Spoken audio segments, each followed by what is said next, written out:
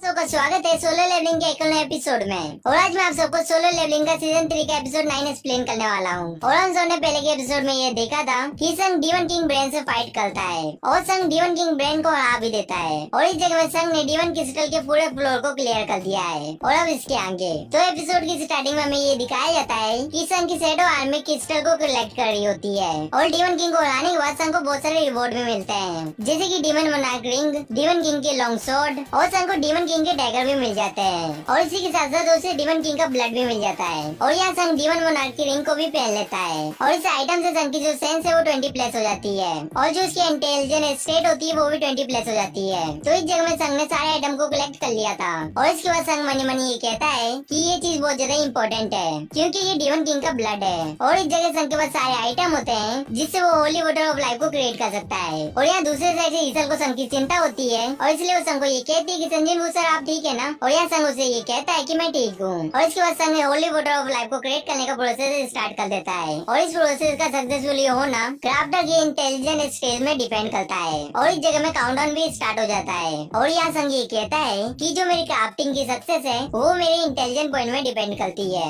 और अगर मुझे इस चीज के बारे में पता नहीं होता तो मैं अपने इंटेलिजेंस स्टेट के ऊपर इतना ध्यान नहीं देता। और ये सब सुनने के बाद दीसा संग से ये कहती है कि आप स्किल की लेवल के ऊपर बात कर रहे हो जो क्राफ्टिंग करने के लिए जरूरी है, लेकिन आपको चिंता नहीं करना चाहिए क्योंकि आपको बचानी नहीं होगी। और इस जगह में काउंटडाउन खत्म होने वाला होता है और यहाँ वो आइटम सक्सेसफुली क्राफ्ट हो जाता है। और यहाँ संग को ये नोटिफिकेशन आता है कि उसने होली वाटर ऑफ लाइफ को ऑब्टेन कर लिया है। और ये देखने के बाद संग बहुत ज्यादा खुश होता है। और यहाँ ईसल भी संग के लिए बहुत ज्यादा खुश होती है। और इस जगह में क्राफ्ट करने के बाद भी कुछ आइटम बच जाते हैं और जैसे की वर्ल्ड ट्री का फ्रेगमेंट और डीवन किंग का ब्लड। और इस जगह में पूरी तरह से बस स्प्रिंग वाटर ही खत्म हुआ था। और इसके बाद संग मनी मनी ये कहता है कि ये है होली वाटर ऑफ लाइफ और जो होली वाटर ऑफ लाइफ है वो एक एस क्लास आइटम है। और यहाँ संग सीरियस होती हुई मनी मनी ये कहता है कि इस आइटम से जो मेरी मदर की बीमारी है वो एकदम ठीक हो जाएगी और मैं अभी जाके इसे यूज करना चाहता हूँ। और इसके बाद यहाँ से सीन शिफ्ट होता है और यहाँ संग ये देखता है कि आयरन वायरन को घसीट के उसके पास लेके आता है। और ये देखने के बाद संग आयरन को ये कहता है कि तुमने इसे बहुत जल्दी कैच कर लिया है। और इसके बाद संग राइस कहता है और इस संग की ये वाली एबिलिटी देख के बहुत ज्यादा हैरान हो जाती है।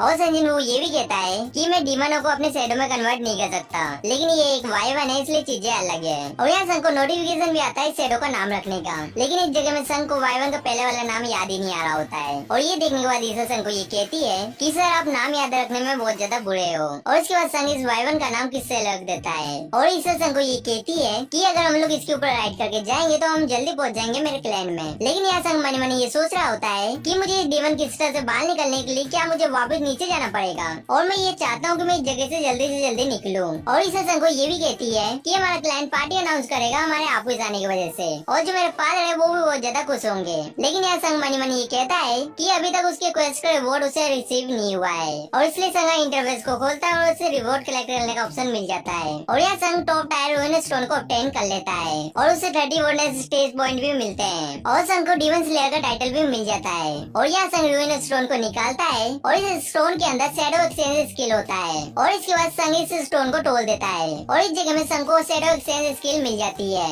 और इस स्किल के साथ संग अपने शैडो के साथ जगह एक्सचेंज कर सकता है। और यहाँ संग एक्साइटेड होते हुए ये कहता है कि ये बहुत ज्यादा औसम है क्योंकि मैं अपने किसी भी शैडो के साथ जगह एक्सचेंज कर सकता हूँ और इस चीज से फर्क नहीं पड़ता कि वो कितना दूर है। और बेसिकली ये है कि मैं उस जगह में टेलीपोर्ट हो सकता हूँ। संग इसके बाद सबको ये कहता है कि तुम सबने बहुत ज्यादा अच्छा काम किया है। और संग ईसल को ये भी कहता है कि ईसल मुझे माफ कर देना लेकिन तुम्हें मेरे बिना ही वापस जाना पड़ेगा। लेकिन ये सुनने के बाद ईसल ये कहती है कि फिर पार्टी का क्या होगा। लेकिन संग ये कहता है कि जो रेडिस क्लैन है वो 18 फ्लोर्स में है और ये बहुत ज्यादा दूर है। और संग ये भी कहता है कि हम बाद में मिलते हैं। और यहाँ संग अपनी शैडो एक्सचेंज स्किल का यूज करके वहाँ से टेलीपोर्ट हो जाता है। और ईसल ये देख के बहुत ज्यादा हैरान हो जाती है। और यहाँ संग को ये नोटिफिकेशन आता है कि उसने डंजन के बॉस को डिफीट कर दिया है तो जो वो डंजन है वो पहले जैसे रिस्टोर हो जाएगा। लेकिन यहाँ ईसल ये देखती है कि संग की जगह एक शैडो आ जाता है और इस जगह में शैडो भी कंफ्यूज होता है कि वो इस जगह में कैसे आ गया है। और इसके बाद सीन शिफ्ट होता है और हमें संग दिखाया जाता है जो अपने घर के पास आ जाता है। और संग मनी मनी ये कहता है कि ये एग्जैक्टली वर्क किया है और मैंने अपनी जगह को एक्सचेंज कर लिया है। लेकिन यहाँ संग को ये नोटिफिकेशन आता है कि वो शैडो एक्सचेंज स्किल को अब 3 घंटे के बाद ही यूज कर सकता है।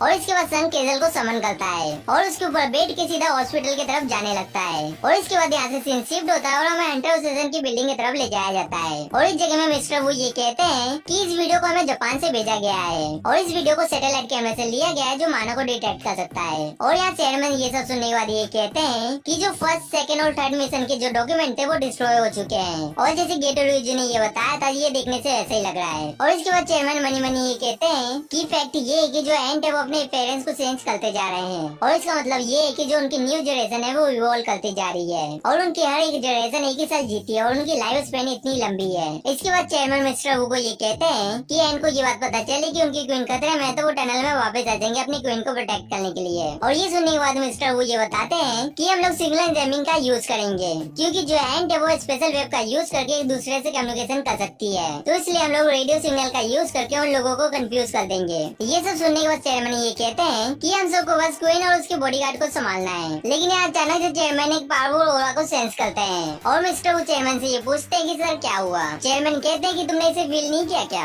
और चेयरमैन मनी मनी ये भी कहते हैं कि ये मानव वेव बहुत दूर से आ रहा है। और इसके बाद यहाँ से सीन शिफ्ट होता है और हमें एक टेंट के पास ले जाया जाता है और इस टेंट के अंदर बाइकोनो और माइंड ब्यूइंग होते हैं। और यहाँ बाइकोनो ये कहते हैं कि क्या तुमने भी इसे फील किया? ये सुनने के बाद माइंड ब्यूइंग ये कहता है कि मैंने रिटायर लिया है, इसका मतलब ये नहीं है कि मैंने अपनी पावर खो दी है और ऑफ कोर्स मैंने इसे नोटिस किया है। लेकिन बाइकोनो ये कहता है कि फिर वो क्या था? लेकिन ये सुनने के बाद माइंड ब्यूइंग ये कहता है कि चाइन और चाय जोंगलिन गिल के शेर के लिए लड़ रहे होंगे और जो माइंड ब्यूइंग है वो एक एस क्लास हीलर है। इसके बाद माइंड ब्यूइंग ये कहता है कि बाइकोनो तुम्हें एक फनी जोक सुनना है क्या? लेकिन यहाँ बाइकोनो जोक सुनने के लिए मना कर देता है। और मनी मन ये भी कहता है कि माइंड ब्यूइंग बहुत ज्यादा अजीब है, क्योंकि ये इकलौता हंटर है जो रिटायर हो चुका है, वो भी परफेक्ट शेप में होने के बाद भी। और ये इकलौता हंटर है जो ऐसे रिटायर हुआ है। हालांकि एस क्लास हंटर बहुत अच्छे पैसे कमा सकते हैं, लेकिन मुझे ये समझ नहीं आ रहा है कि उसने क्यूट क्यों कर दिया है। और ये रिच फैमिली से भी नहीं है। और इसके बाद माइंड ब्यूइंग ये कहता है कि तुम सीरियस हो, तुम सही में वहाँ जाना चाहते हो? बाइकोनो ये कहता है कि मैं वहाँ जाने वाला हूँ। लेकिन माइंड ब्यूइंग उदास होते हुए ये कहता है कि तुमने ये देखा था ना कि युनसूक कैसे मारा था? लेकिन बाइकोनो ये कहता है कि इसीलिए मुझे यहाँ से जाना होगा और अगर हम लोगों ने उन एंड से अभी डील नहीं किया तो कंट्री के सारे लोग बहुत ज्यादा सफर करेंगे।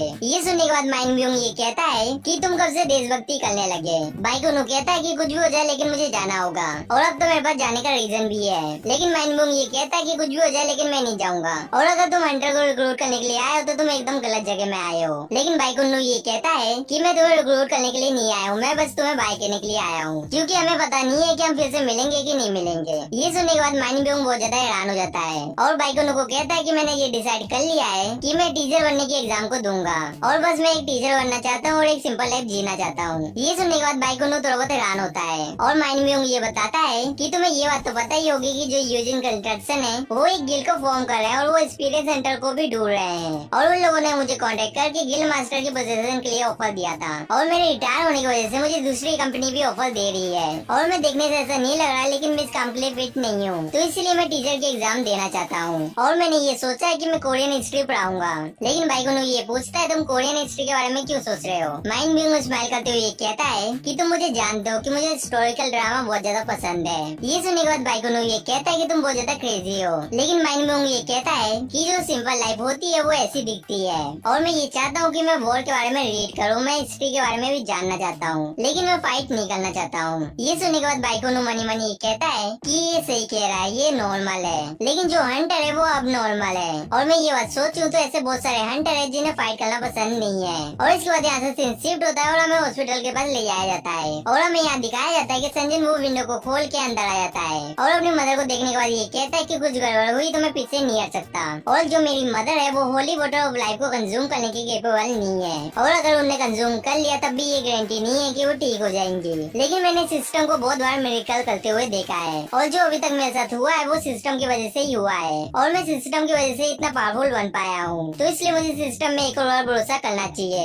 और इसके बाद संजन वो अपनी मदर को होली वाटर ऑफ लाइफ को पिलाने वाला होता है, लेकिन इस जगह में उसके हाथ कांप रहे होते हैं और संजन वो हिम्मत करके अपनी मदर को होली वाटर ऑफ लाइफ को पिला देता है और यहाँ संग अपनी मदर के जो गले में स्कार होता है उसे देखता है और इसके बाद संग को अपने बचपन की एक बात याद आती है जहाँ वो अपनी मदर के बस बालों को वॉश करना चाहता था, लेकिन वो गलती से अपनी मदर को जला देता है। लेकिन तब भी संग की मदर संग को ये कहती है कि तुम्हें कोई चोट तो नहीं लगी और मेरी गलती की वजह से उन्हें ये स्कार्फ मिला है। और इसके बाद हमें प्रेजेंट का सीन दिखाया जाता है जहाँ संग की मदर का कलर चेंज हो जाता है, लेकिन संग को ये समझ नहीं आ रहा होता कि उसकी मदर ने अभी तक आंखें क्यों नहीं खोली है और संग ये भी कहता है कि मैं बस एक ही रीजन की वजह से स्ट्रॉन्ग होना चाहता था, तो प्लीज उठ जाओ और मुझे इस वेट को कैरी करने दो। और मॉम आपने इतने सालों से इस बर्डन को कैरी किया है। और इसके बाद हमें जीना के पास ले जाया जाता है और यहाँ जीना पढ़ाई कर रही होती है लेकिन उसका ध्यान नहीं लग रहा होता है और इसलिए वो अपने अपार्टमेंट से बाहर निकलती है टहलने के लिए और आसमान की तरफ देखते हुए ये कहती है कि समझ जल्दी आने वाला है और इसके बाद हमें फिर से संग के पास ले जाया जाता है और इस जगह में संग बहुत ज्यादा उदास होता है क्योंकि उसकी मदर उठी नहीं थी।